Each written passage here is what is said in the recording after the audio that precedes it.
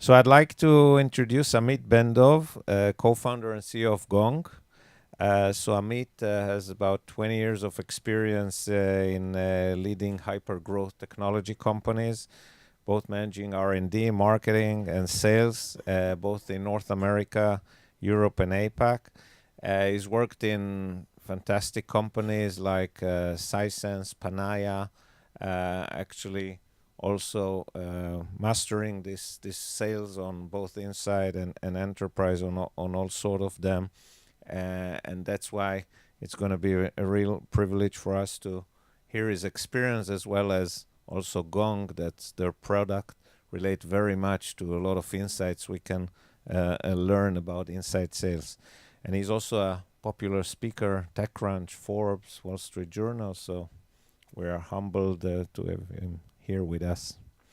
Amit.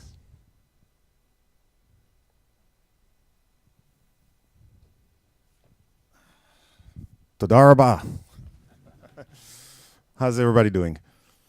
Okay, so I'm Amit Bendov, CEO and co-founder of Gong.io. We're Herzliya in San Francisco-based startup company, 3-year-old toddler. We still make a lot of noise. Gong is the fourth company that I'm leading. Not that is like all that interesting, but just for perspective. So I was one of the founding team members of Click Software. Started in Israel and ended up managing the operation in North America until the NASDAQ IPO. Came back to Israel, joined a company in a boring place in Ra'anana called Panaya, and built an inside sales motion from Ra'anana, which was like at that time pretty revolutionary. Some would say stupid, but it was a great experience. And then I was brought to a company called Sisense to turn the company around, and it was a mixed model, both in terms of location. We built it out of Tel Aviv initially, the port of Tel Aviv, but then out of New York. And Gong is the fourth company. Just in terms of format, I prefer to converse versus like talk with slides. If I'm picking in my phone, believe me, I'm not checking my email, just a few talking points. But feel free to interject and ask questions. So a little bit about the model. Click Software was traditional field sales, hundreds of $1,000s deal size, feet on the ground, including multi-million-dollar deals, and with major companies. Traditional companies, we had an inside sales function, but inside sales function was what you would call today SDRs. We didn't call them SDRs at that time, but that's what it was. Just people either qualifying inbound leads or doing a little bit of outbound. And the ratio was, I think, 2 or 3 inside sales to 30 salespeople. Okay, so it was a minor function in all of that. Came back to Israel after spending almost 10 years in Boston. I did a ton of travel over there. I was sick and tired of the travel, and I found the founder Yossi Cohen, who told me he wants to sell from Ra'anana. Everybody told me he's crazy, but I said that works well for me because I didn't want to travel. And the traditional model for Israeli technology companies at that time, that was I think 2007. Around was like the Click Software model, which was my first company. You build the technology here, you hire a president in the U.S., and then you do all the go-to-market from there. We're selling a pretty complicated technical product to upgrading SAP system. It's very esoteric, but a big problem for people to know. You're selling to German finance people out of a small place in Israel, which they've never heard of. Pretty daunting task, but we had a few key things that we did well, okay, to make it possible. First problem, there are no salespeople in Israel. There were no. Okay, so what we did, we hired a lot of U.S. expats. Okay, in Ra'anana, there's no shortage of them. Anywhere from security traders from the boiler rooms of Wall Street, or insurance traders from Miami, or real estate brokers from LA. And they didn't know how to sell software, but they knew how to work the phone. They're willing to work late hours, and they're pretty happy to get a job that isn't a technical writer, which is what you get for usually immigrants. And we taught them how to sell software. We had to make the software very, very simple, okay, because you can't explain complicated concept over the phone to difficult buyers. You're selling cloud software that connects remotely to very sensitive systems. In Germany, in the US, a very large company like Mercedes-Benz and Home Depot and Sony.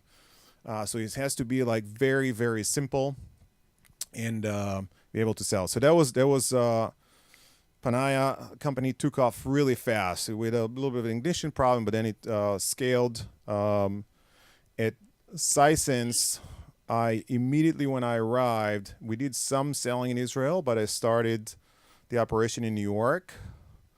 The problem was, and a lot of people still don't realize it, we kind of became the victim of our own success at Panaya. Then everybody said, oh, great, you could sell from Israel. And then there aren't enough US expats or UK expats that are willing to work the late hours and all of that. So if you want to build a company for scale, you're not going to get to $100 million or $200 million in sales from Ra'anana or even Tel Aviv. Just so you might as well think about the next steps and build it right.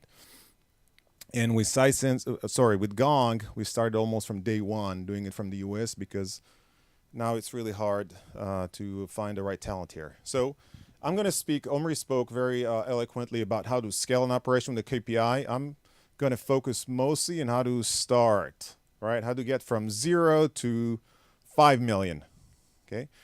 What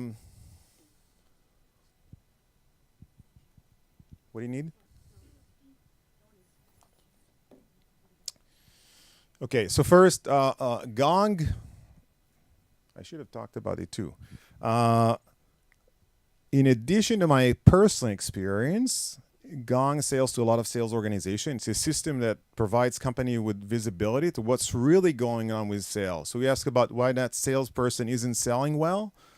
Nobody really knows. Okay, so Gong listens to conversations of customer-facing people, whether in sales and support, spoken conversation or written conversations, and provides both the management with understanding what's really happening. Why are we selling and not selling? Why are the top salespeople selling and with others are not? And shows the differences and provides insights. That's Gong. We started selling 2 years ago. We already crossed the 10 million mark, which is pretty fast for a company. 300 companies, mostly in the US. Anywhere from small companies with 2 guys and a dog to companies with thousands of salespeople. And obviously we drink our own beer. I wanted to say eat our own dog food, but we don't. So that's Gong. What it gives us in addition is a lot of data on inside sales organization. I mean, we're not just inside sales, but a lot of our customers are. And you can get a lot of data if you go to one of our blogs or on the site, gong.io. It's free, and there's like almost every week there's new data about best practices and what are some of the stats and metrics that are happening. How to start the thing. So first challenge is get to your first dozen or so paying customers. Okay, not design partners, not free beta, paying. Okay, that's the key. When I came back to Israel from the US and I was looking at Panaya as a company, it says they had like 24 design partners that were using the product, super enthusiastic, phenomenal companies. Oh my God, we could sell a ton of this. Okay, the problem was when we started when we wanted to charge. Okay, then everybody, give me a couple of weeks, so huge difference. The difference is between paying and willing to use. Okay. So my advice is first, ask for the order. Okay, try to sell, not to get people to use. I mean, it's okay if you get like several months just to iron the product, but the real test, ask for money. At Gong, we started after 4 months. We had a dozen customers, beta testers, and then we said, okay, everybody, beta is over, time to pay. Okay, we didn't really need the money. It wasn't about the money, but if there's something wrong, we wanted to know, what are we missing? Fortunately or unfortunately, nobody said no, so everybody bought. 11 out of the 12 bought. So it says, okay, maybe it's working. And then we started the whole operation. But the first step, try to get people to buy your product. It's a great learning experience. Until you have that, you haven't really figured out the product. Okay, not the technicalities, but what are people willing to buy? What's the pitch, and what do people value? And if you're even selling to the right buyer. Okay, at Panay, we're just selling to techies who were very enthusiastic about the technology, but they couldn't buy. Okay, so we realized we really need to be talking to someone else. So that's number one. Now, who should be doing this selling? My belief is that if you're a founder, you should be doing this. Okay, so a mediocre founder, not mediocre as a person, but most founders aren't great salespeople. Okay, but a mediocre founder is better than a superstar VP of sales for the early stage. Okay, because what you lack in skills, you cover in passion and stamina. Plus, you understand all the nuances. You have a very good view of all aspects of the company and the business, and then you could tweak things around. Versus people that are more they can follow up and scale a team. So try to do it yourself. Now, if you really suck, or if you think that you're not good at sales, you can't do it, then my second best is hire someone really, really good. Easy, right? No, but I'm getting a lot of people who write to me, Amit, can you get like a junior salesperson? I need to get my first it out. Big mistake in my opinion. And the reason is, why would you want someone who's junior? I'm guessing either, I've never done like a psychoanalysis of this. Either to say, let's not spend a lot of money before we know that it's working, which I can appreciate. Or I want someone who's not senior enough that I could still influence and control. Okay, maybe a combo of these two. The reason is, what if you hire someone who is junior? How long is it going to take us to find out if they're successful or not? It's at least 1 or 2 sales cycles, which we don't even know what it is, right? So let's say it'll probably take like 6 months until you declare failure. And now what? Now we don't know if it's because we hired the wrong person or it's something in the product, okay? So you have so many risks at a startup. I would go for minimizing risk, okay? So reduce the factors, okay? Hire someone that if it's not working, it's probably your product, not them, okay? So hire someone senior. Now, easier said than done. Omri spoke about the right character. I would look at your unicorn person is someone who's had a success or a series of successes in a diverse set of companies. Okay, one success. Let's say, no offense to Google, like specifically, they're like VP of sales at Google. They're killing it. You don't know if it's because it's Google, right? Which is they have the power of the brand, or maybe just being at the right place at the right time, or they're really rock stars. Okay, so better than one success is multiple successes. Okay, they've been successful at 2 or 3 companies. Okay, already harder to find, but better story. And again, even there, sometimes those people who have been at an industry, they've been in security, cybersecurity, 3 companies. But you're not in security. How do you know it's their industry knowledge or industry connections or something, or the personal? So if someone is being like at diverse companies, okay, that's an A+ players that have worked in multiple early stage companies, been successful in all of them. That's the person who could sell. And they have enough perspective that they can see the challenges and they can tweak things around fairly quickly and get the wheels in motion versus someone who's a one-trick pony. But before we even have that person, how do we even know, like, who do we sell to and how would we even get the leads, right? We need people to talk to. So you have your design partners, that's great.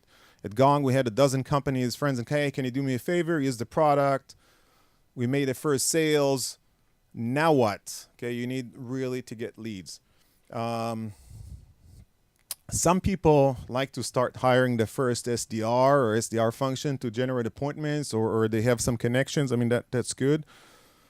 I actually don't like in 3 companies, both at Click was field sales, but both Panaya and Insightsense and Gong, we started with outsourcing first. Okay, we didn't have SDRs. We only hired SDRs once we had initial sales. The reason is time to market and scalability. So odds are it's not going to work for you. You've been calling in the wrong people. You'll get shitty leads. You'll not be able to sell to them. Your pitch isn't good. Some of the people you're going to hire aren't going to be very good.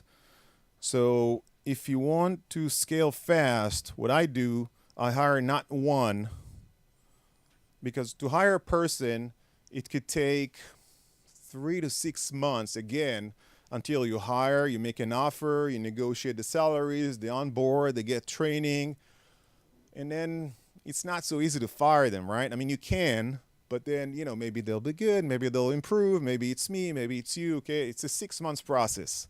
Versus an agency, there are a lot of agencies who would do lead generation and appointment setting for you. Okay, there, the ramp-up time is about 3 weeks. You could fire them in 30 seconds if they're not good. You pay them based on performance. Okay, and what I like to do, I hire 3 in parallel. All right, because one of them might not be good.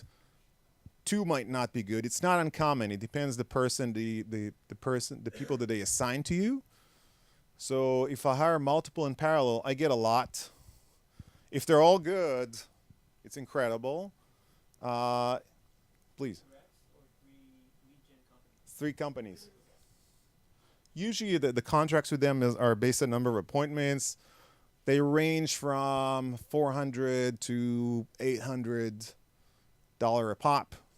Okay, it's paid per performance mostly, or some a retainer. It doesn't matter. It's like it'll cost you $30,000, $50,000, but they can work in parallel fast, and you'll learn a lot faster. If you're working on your next round, think what it does to your multiples. Okay, if you can get that revenue 6 months earlier or 12 months earlier, versus like trying to figure out your product market fit. Okay, so I like to work in parallel, and again, it's risk mitigation. Okay, there are a lot of risks, there are a lot of unknowns. You're trying to create something that's close to impossible. Just pouring money is into this actually works faster to get your initial appointments. There's a lot of frustration with these appointment settings. Okay. But I was at old companies. I took the initial calls. I was a happy man, okay, because you get to practice your pitch. You understand, even if people are not qualified, they're nobodies. Okay, you get to practice. You understand what they understand, what they don't. Where's that aha? Okay. So Gong actually transcribes the calls. Okay, we have a speech recognition module, and I used to tell people that's what it does. It records, transcribes, and analyzes your calls, and it says yes. And then 15 minutes in the conversation, we start a demo, and I showed I can search for a competitor name, and it showed them all the calls and what. Oh wow, you guys can actually transcribe. Yeah, I told you, but they don't get it. Okay, so that's how you learn quickly what works and what doesn't. So all of these are valuable. It's important to invest in providing the people who set the appointment, whether they're internal or external, to provide them detailed feedback every time. Okay, just calibrate. Okay, you need to maintain a written profile of who you want to speak to, who's your buyer. Okay, and maintain that document and be open with the people who set up the appointments. This is what I need. I need someone's responsible for procurement at companies over 500 people. At these companies, they need to have these systems that we can support. They need to use Oracle or AWS, and they need to have at least $30,000 in discretionary funding. Whatever it is, just maintain it, okay, and find your sweet spot and keep giving the feedback, okay? The faster you do it, the faster you start zoning on the people that are easy to sell to. So that's how you get those initial. You could hire people. It's just slower and more risky because if it doesn't work, by the time you figure out, it might be too late. So working with agencies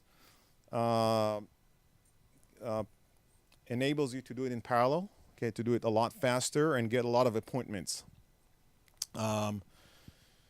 The next thing, once you get to talk to actual real people, and a portion of them would be people that can actually buy, which is important, define your sales process. The sales process is a series of steps. Most enterprise product, I assume, unless you're in consumer, are not a one-call close. Okay, you have initial call, second call, third call, meetings, whatever it is. From day one, hypothesize what's your sales process, okay, and write it down. These are corresponding to stages, okay? Stage one, initial call, needs discovery, whatever it is. Second call, a demo. Third call, a trial. Fourth call, commercial, okay, whatever it is. Define those stages early on, okay? And if you don't know what they are, they're probably wrong. They're probably not very far off because companies aren't all that different. I mean, you can just Google them. And but define what they are and adjust them over time. This will put structure into a sales process as soon as you start the initial scale. Anything from forecasting, management, reporting, you'll know with your sales cycle, you know where deals are stuck. Without it, you're not managing. You're kind of like trying to close deals. Just a tip on those milestones, a lot of them are, we see those stages all the time, are based on activities of the salesperson. Is the wrong type. Proposal sent, do the demo, discover the needs. More meaningful stages are based on customer actions that are not dependent on what your perception is and what the customer, okay?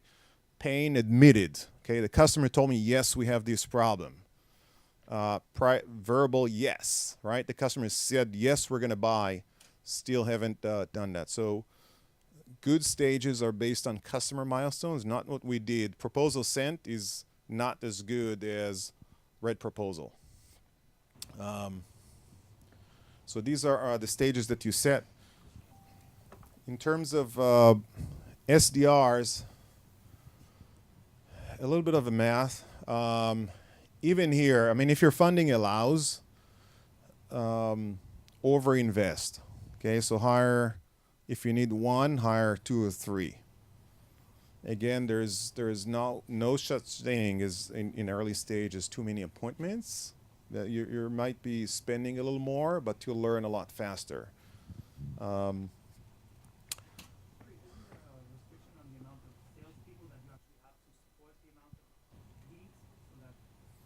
No, the worst thing, there'll be some ways. So some numbers, most SDRs would range anywhere from 8 to 15 meetings a month, or not. The definition of what a meeting is, but qualified meetings. Okay, real people that are qualified, 8 to 16 for outbound. And could be more, could be 15 to 25, maybe a little more for inbound. Okay, so these are the numbers. Now if you take your average deal size, multiply it by the quotas and conversion rate, you get more persons. So ranges are anywhere from half an SDR per salesperson to 2. It's a pretty wide range, but the most important thing is the number of appointments is pretty much set across all companies. The variation isn't very high. What varies is the deal size and the conversion rate. Did we just lose? Oh. But no salesperson is going to complain that they have too many appointments. With the multiple agencies that you mentioned before? Yeah. I mean, there's nothing for them to lose, just some time. I mean, they might complain that they're not good or something, but not too many. Definitely in the early stage, you can explain that that's the intention right now. We're going to get a lot. A lot of them aren't going to be good, but we're going to learn faster.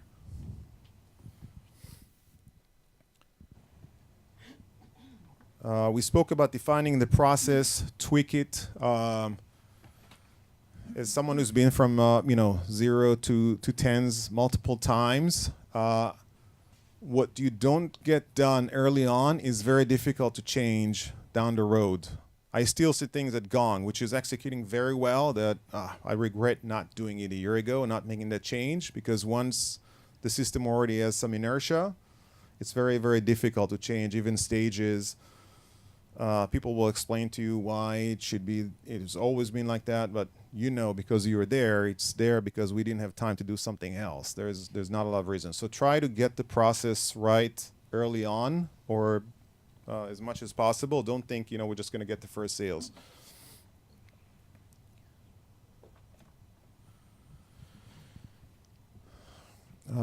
We spoke about the importance of experience. I'm a big believer in hiring successful people. I think that failure is overrated. People celebrate, I failed, and they're right, I dropped out of college, and all these things. There's Bill Gates dropped out of Harvard, right? Do you remember the opening of Anna Karenina?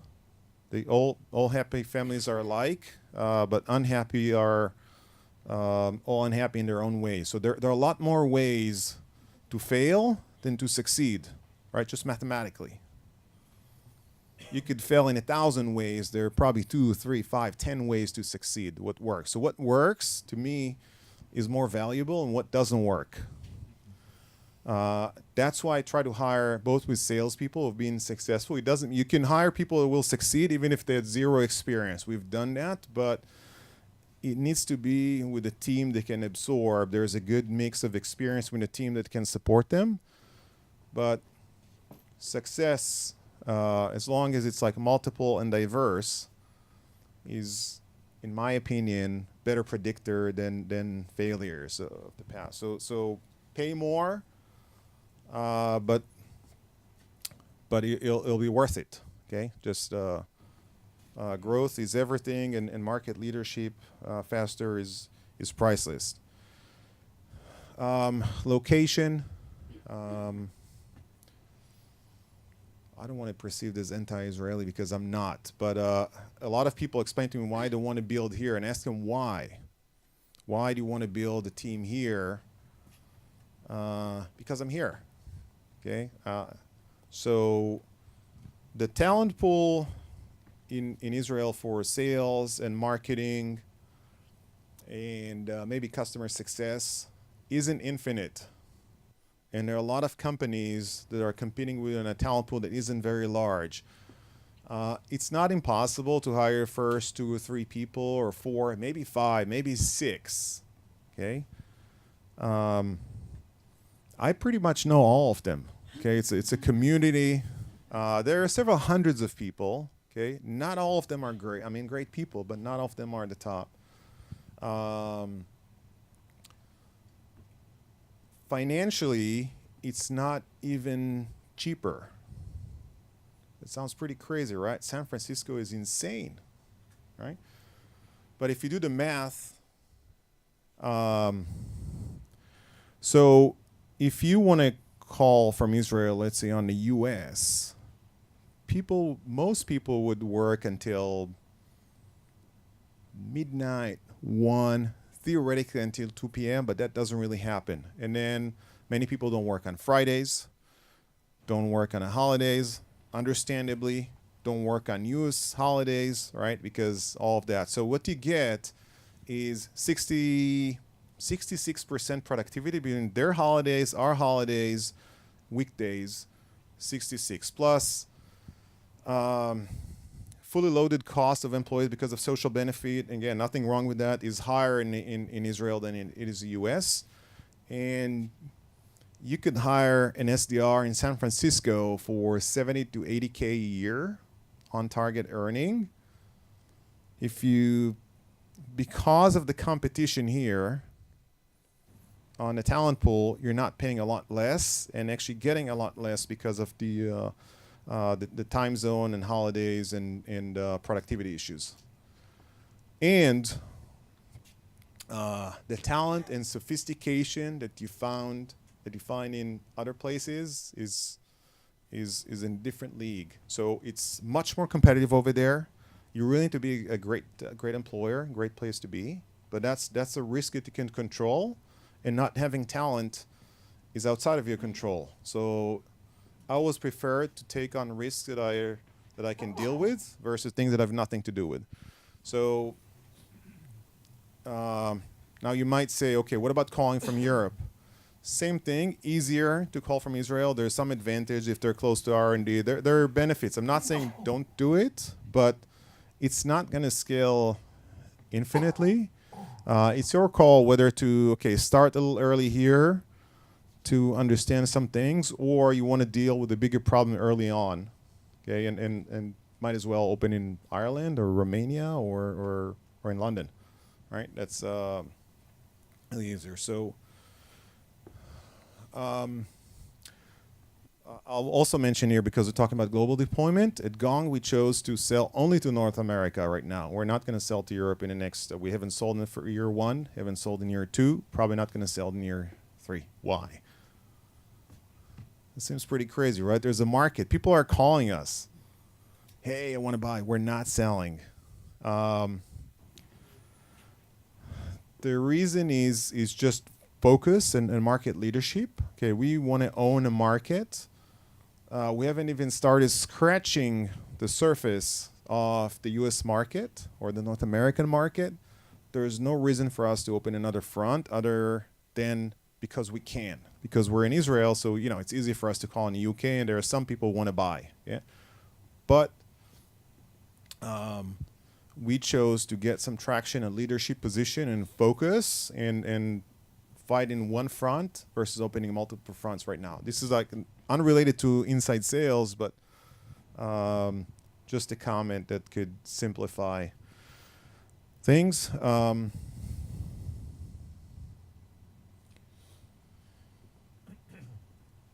And last comment, there are dozens more, but I mean, there's only so much that you can cover in the time.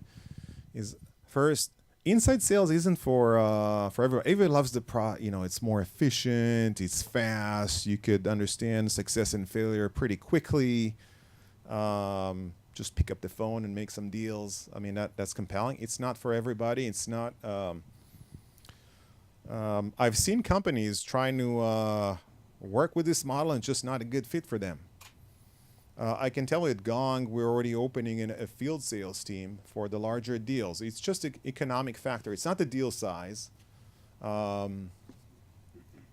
So if you can justify financially a person getting on an airplane, going to, shiny shoes, go and take customers to expensive dinners and still make a profit, I mean, that's okay. They have bigger quotas. There's a longer sales cycle, much bigger deals. You don't need to do things over the phone. So make sure it's a good fit for you. The parameter is not so much a deal size. We have a 7-figure customer at Gong that we have not met in person. Okay, I'm cheating. We have met. They came to. We had dinner together in San Francisco post sales. Okay, So it's not necessary. It's the complexity of the deal, or mostly the number of people involved in a decision, mostly on the customer side. So if you need to speak with the CIO and security team and lots of people over there, then leaning heavily more towards in-person sales versus remote sales. But if you do, don't let the same team do two things. Okay, it'll just will not work. Different sales motion, even at Gong, which is unusual for a company our age. We already have very big customers and very small companies. We split the teams. The smaller teams on our monthly targets. Okay, because if you don't have that cadence, you tend to have like a very kind of like lazy student syndrome. You get like a lot of sales in the end of the quarter. So we keep them on a monthly target. But if you put the bigger deals on a monthly target, you're killing them. There's no way that they can predict. It creates something artificial. So you really need to put different teams. These are different skills, different commission plans, different targets. Everything is different. Don't try to because you already have one person, do both. Okay, just again, if you've noticed there's a theme, I optimize for success. Okay, it's less about saving money and all of that. Just make sure that it works. There are so many factors that are working against you. Just optimize for success. So split the teams. Most companies who made it large have multiple teams. I think Salesforce is famous. I think about the third, or at least used to be, large enterprise, mid-market, and SMBs. There are three teams, and I think the revenues are about a third.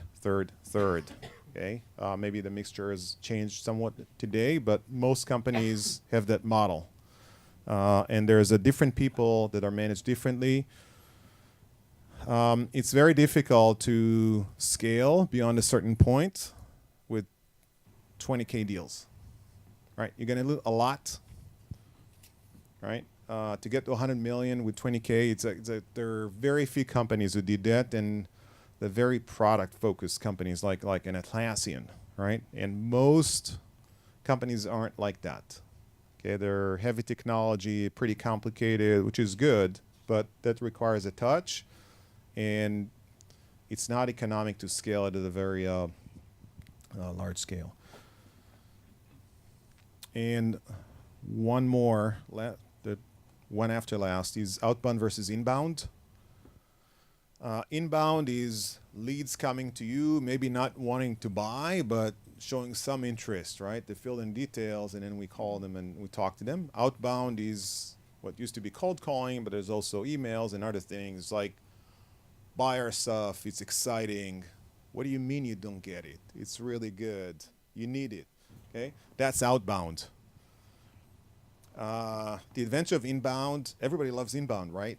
It's people want to buy or at least show some interest. The problem that it's slow and it's outside of the control. Basically, you have a restaurant, you put a sign, there's some order, you cook something and you advertise and people come in, right?